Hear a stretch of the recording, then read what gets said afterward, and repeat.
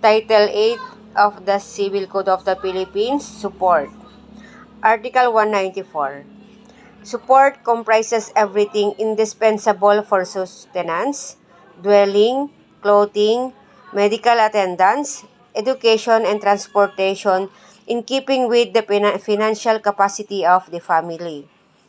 The education of the person entitled to be supported referred to in the preceding paragraph shall include his schooling or training for some profession, trade or vocation, even beyond the age of majority.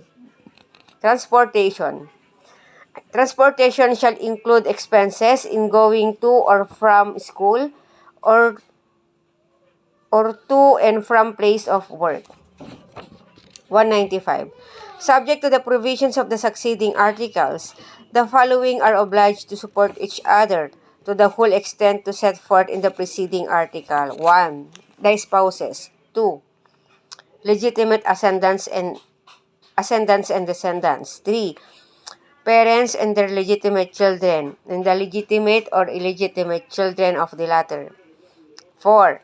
Parents and their illegitimate children and the legitimate and illegitimate children of the latter. And 5.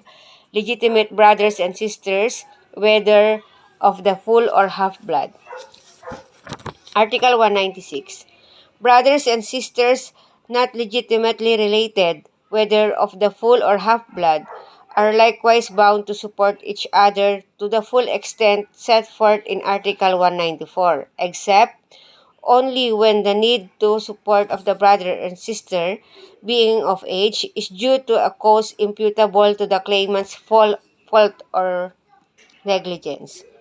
Article 197.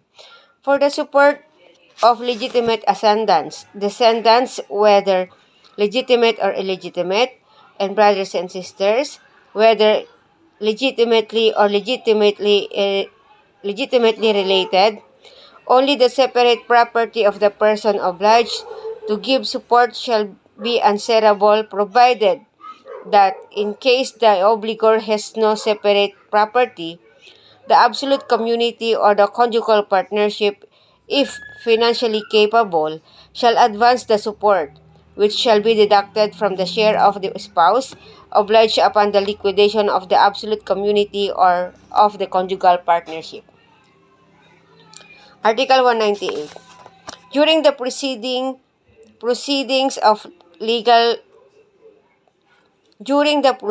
for legal separation or for annulment of marriage and for the declaration of nullity of marriage, the spouses and their children shall be supported from the properties of the absolute community and the conjugal partnership.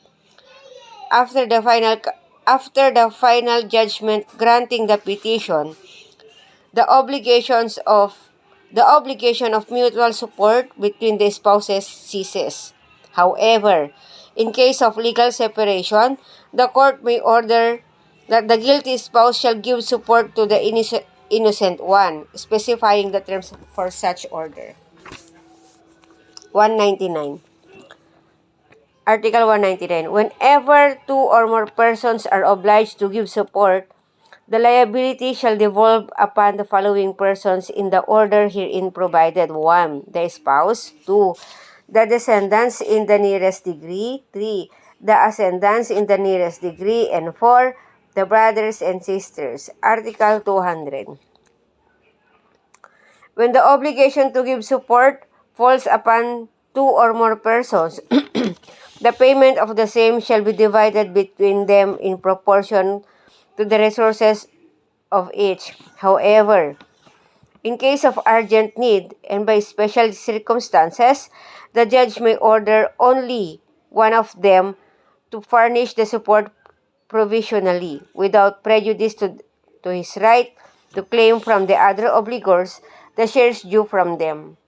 When two or more recipients at the same time claim support from one and the same persons legally obliged to give it, should the latter not have sufficient means to satisfy all claims, the order established in the preceding article shall be followed, unless concurrent obliges should be the spouse and a child subject to parental authority, in which case the child shall be preferred. Article 201. The amount of support in the cases referred to in Articles 195 and 196 shall be proportioned to the resources or means of the giver and to the necessities of the recipient. Article 202. Support in the cases referred to in the preceding article shall be reduced or increased proportionately according to the reduction or increase of the necessities of the recipient and the resources or means of the person obliged to furnish the same. Article 203. The obligation to give support shall be demandable from the time the person who has a right to receive the same need it for maintenance, but it shall not be paid except from the date of judicial or extrajudicial demand. Support pendente lite may be claimed in accordance with the rules of court. Payment shall be made within the first 5 days of each corresponding month, or when the recipient dies, his heirs shall be obliged to return what he has received in advance. Article 204.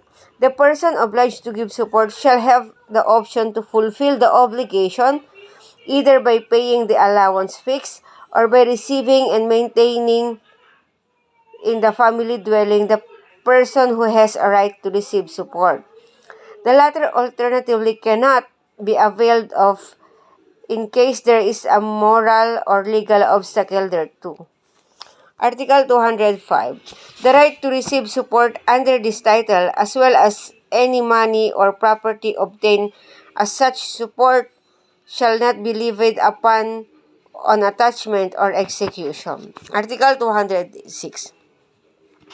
When without the knowledge of the person obliged to give support, it is given by a stranger, the latter shall have the right to claim the same from the former, unless it appears that he gave it without any intention of being reimbursed. Article 207.